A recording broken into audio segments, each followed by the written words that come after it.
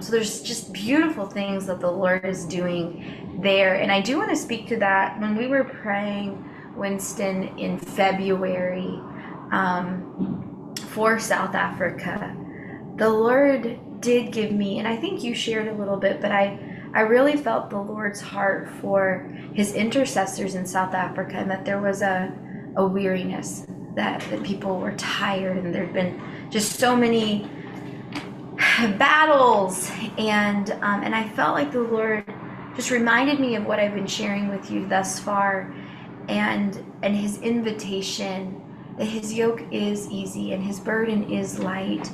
And one of the things that the Lord has been teaching me over these 2 years is not to fight every battle I can see with my eyes, but to keep my eyes focused on him and let my work as an intercessor be to give space for him to birth and to release the thing that he is doing. Because we can look around and we can see in the physical, even in the spiritual, so many battles and what's going on, and we can spend our time focused on those things and fighting them, and we will be exhausted.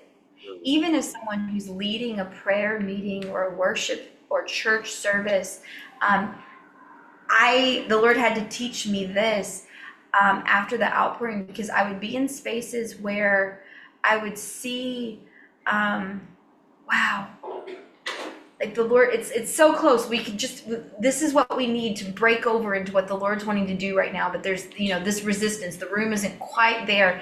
And I could spend my time in prayer, noticing the spiritual atmosphere of the space and trying to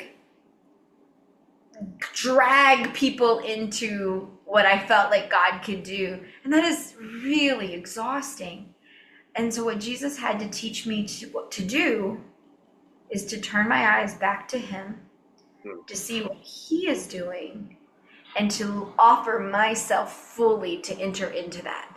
And as the one to go first to enter in, that creates the bridge, that opens the door for him then to release into the space, not because I drug everybody into his reality, but because I've entered in and become a space through whom he can enter as well.